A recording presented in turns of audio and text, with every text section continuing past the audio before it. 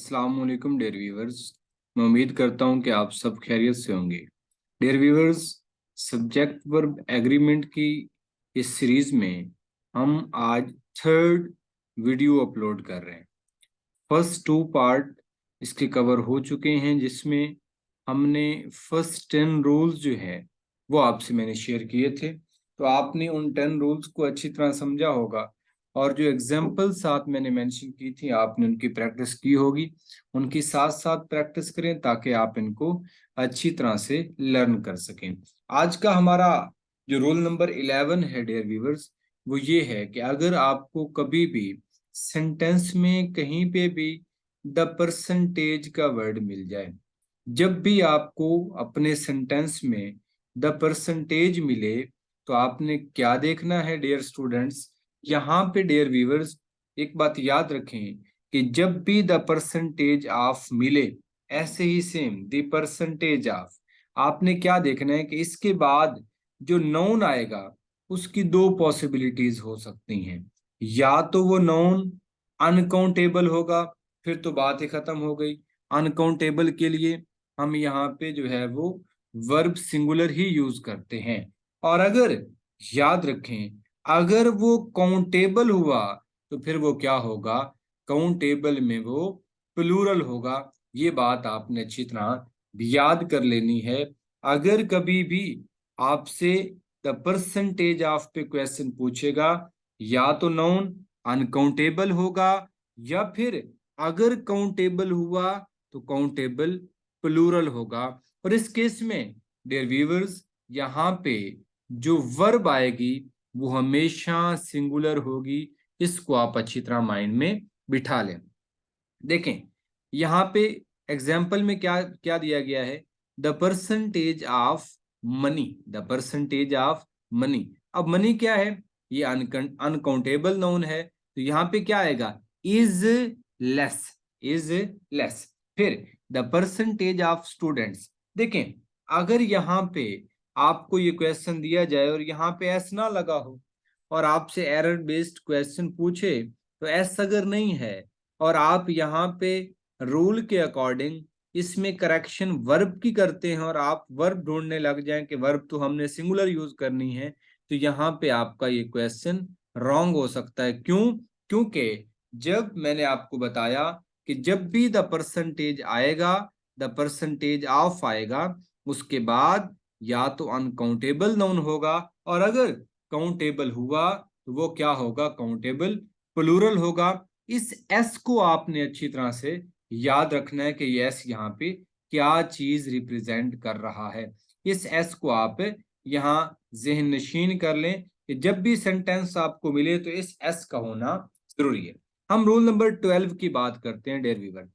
Rule number 12 है कि अगर आपको सेंटेंस में मिल जाता है मोर देन वन, अब देखें इसको अच्छी तरह देख लें, मोर देन वन, कहीं पे भी सेंटेंस आगे मोर देन टू थ्री पे भी रूल आएगा, मोर देन वन कहीं पे भी आपको मिलेगा, तो मोर देन वन के साथ अगर आपको जो नाउन मिलना ही है, जो नाउन होगा, वो नाउन हमेशा आपके पास क्या होगा, काउंटेबल होगा। और काउंटेबल में वो यहाँ पे क्या होगा, हमेशा सिंगुलर होगी। और काउंटेबल में सिंगुलर होगा तो वर्ब भी साथ क्या आएगी, हमेशा सिंगुलर आएगी।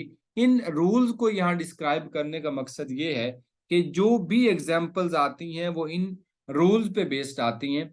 तो मैंने क्या कहा कि अगर आपको सेंटेंस में मोर देन वन लिखा हुआ मिले, इस मोर देन वन के बाद जो नाउन आएगा, पहली बात वो काउंटेबल होगा, नंबर दो काउंटेबल में भी सिंगुलर नाउन आएगा, और उस सिंगुलर नाउन के साथ जो आप वर्ब यूज करेंगे वो हमेशा क्या होगी, सिंगुलर होगी। जैसे आपके पास एग्जाम्पल है, more than one student has pass the class test. देखें फिर अगर एरर बेस्ड क्वेश्चन आए तो यहां वो क्या करेगा, एस लगा देगा।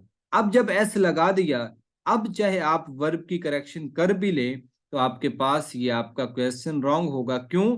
क्योंकि आपके पास मोर देन वन के बाद जब नाउन आता है तो वो कभी भी प्लूरल है नहीं होता। तो इस एस को यहां से हम रिमूव कर देंगे। नेक्स्ट आपके पास जो एग्जाम्पल है, more than one person was killed in the accident. Next, more than one candidate has applied for the post. More than one person यहाँ पे is needed to this work. यहाँ पे person कर ले, prison गलती से हो गई, यहाँ पे आप यहाँ पर्सन मेंशन कर ले। इसका मतलब क्या है कि आपके पास जब भी मोर देन वन आएगा उसके साथ जो नाउन होगा वो सिंगुलर होगा और वर्ब भी इस केस में क्या होगी, सिंगुलर होगी। इसको अच्छी तरह देख ले, ये बिल्कुल दोनों जो है वो सिमिलर से रूल्स हैं, तो आप इनको अच्छी तरह देखेंगे तो ये कभी भी आपको नहीं बोलेंगे। अब यहाँ पे आपके पास जो रूल नंबर 13 है वो ये है, पहले हमने किसकी बात की, मोर देन वन की, अब हम आए हैं मोर देन टू पे। मोर देन थ्री हो सकता है, मोर देन फोर हो सकता है, अप टू सो ऑन। अब यहाँ पे कोई भी डिजिट जो वन से ग्रेटर है वो मेंशन किया जा सकता है। इस केस में जो नाउन आएगा वो हमेशा प्लूरल होगा और इस केस में वर्ब भी हमेशा क्या होगी, प्लूरल होगी। क्योंकि वहां मोर देन वन था, वहां पे आपके पास नाउन भी सिंगुलर था, वर्ब भी सिंगुलर थी। More than two, more than three, more than four, up to so on, इन सब के लिए आपका नाउन काउंटेबल होगा और प्लूरल होगा और यहाँ पे वर्ब भी क्या होगी, प्लूरल होगी। जैसे मोर देन 10 स्टूडेंट्स, अब यहाँ पे अगर स्टूडेंट्स लिखा होगा तो आपका सेंटेंस है, ये जो आपका क्वेश्चन है ये रॉन्ग हो जाएगा। तो अगर स्टूडेंट लिखा है आप आगे हैव लगा भी देखते हैं जिससे आपका सेंटेंस करेक्ट नहीं होगा। क्यों? क्योंकि यहाँ पे आपके पास जो नाउन आएगा वो हमेशा क्या होना चाहिए, प्लूरल होना चाहिए। तो इन एग्जांपल्स की आप प्रैक्टिस करेंगे। 14 रूल बहुत इंपॉर्टेंट है। रूल नंबर 14 आप गौर से समझें, इसकी ज्यादा सारी एग्जांपल भी मेंशन की हुई हैं। अगर आपको ये समझ आ गया ये रूल एक है लेकिन इसमें काफी सारी चीजों को जो है वो क्लब करके यहाँ पे मेंशन किया है। कैसे? देखें, यहाँ पे आपके पास ये सेंटेंस है, सेंटेंस में क्या आया, सेंटेंस में एक सब्जेक्ट आया, इसको हम सब्जेक्ट वन कह देते हैं। ये जो राम है ये हमारा सब्जेक्ट वन है। यहाँ पे देखें, जब आपके पास ये सब्जेक्ट वन है, अब क्या हुआ, इसके बाद यहाँ पे आपको कोई वर्ड मिलेगा, यहाँ पे आपको कोई वर्ड मिलेगा। यहाँ पे क्या आया, यहाँ पे सब्जेक्ट वन आया, उसके बाद आपको कोई वर्ड मिलेगा। ये वर्ड यहाँ पे जो आपको मिला है, ये इधर वर्ड्स मेंशन कर रखे हैं मैंने कि ये वर्ड्स कौन कौन से हो सकते हैं। कैसे? सब्जेक्ट वन के बाद विद हो, टुगेदर विद हो, along with हो, as well as हो, in addition हो, in addition to, but, like, unlike, beside, including, excluding, and not, rather than, led by, governed by। अगर ये वर्ड्स आपको मिले किसके बाद, सब्जेक्ट वन के बाद, और फिर क्या हो, फिर आपको यहाँ पे सब्जेक्ट टू नजर आए, सब्जेक्ट वन और फिर सब्जेक्ट टू, और अंदर इनमें से ये जो वर्ड्स यहाँ पे मेंशन किए गए हैं, अंदर इन वर्ड्स में से कोई भी वर्ड लगा हो सब्जेक्ट वन और सब्जेक्ट टू के दरमियान में, तो फिर आपने क्या करना है, यहाँ पे डियर व्यूअर्स याद रखिएगा जो वर्ब होगी वो हमेशा अकॉर्डिंग टू सब्जेक्ट वन आएगी। इन वर्ड्स की एक लिस्ट प्रिपेयर करें और इसको अच्छी तरह से इन वर्ड्स को ज़हन नशीन कर लें कि अगर दो सब्जेक्ट्स हों उनके दरमियान इनमें से कोई वर्ड लगा के उन दो सब्जेक्ट्स को जोड़ा जाए तो फिर यहाँ पे जो वर्ब होगी वो अकॉर्डिंग टू सब्जेक्ट वन होगी। कैसे? जैसे यहाँ पे आपके पास है Ram along with his friend is watching TV, तो इसका मतलब अब फ्रेंड्स को देखते तो यहाँ आ रहना चाहिए था, हमने सब्जेक्ट वन को देखा तो यहाँ पे क्या आया, इज आया।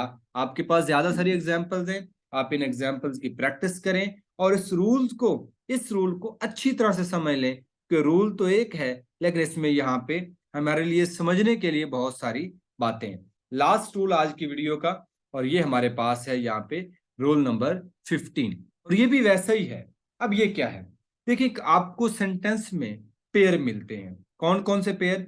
ईदर का आर के साथ, नीदर का नॉर के साथ, नॉट ओनली का बट आल्सो के साथ। ये आपको सेंटेंसेस में बहुत दफा आपने इनको जो है वो यहाँ पे पॉइंट आउट किया होगा कि ये आपको रूल में, आपको सेंटेंसेस में ऐसे जो पेयर्स मिलते हैं, इन पेयर्स को आपने कैसे हैंडल करना। देखें, जैसे यहाँ पे क्या आया? ईदर आया। अब इस ईदर के बाद क्या आया? यहाँ पे सब्जेक्ट वन आया। ईदर और इधर के बाद क्या है? सब्जेक्ट वन है। अब इस सब्जेक्ट वन के बाद फिर आर आया, मतलब ईदर के साथ हमेशा क्या आएगा? यहाँ पे आर आएगा। क्यों? क्योंकि इनका आपस में क्या बनता है? पेयर बनता है। नीदर के साथ हमेशा नॉर आएगा, नॉट ओनली के साथ हमेशा बट आल्सो आएगा। इस आर के बाद यहाँ पे क्या आया है? सब्जेक्ट टू आया है। अब यहाँ पे आप गौर से देखें कि आपके पास यहाँ पे सब्जेक्ट वन के बाद, सब्जेक्ट वन के बाद यहाँ पे पहले इधर, फिर सब्जेक्ट वन, फिर आर, फिर सब्जेक्ट टू। इस केस के अंदर यहाँ पे क्या होगा?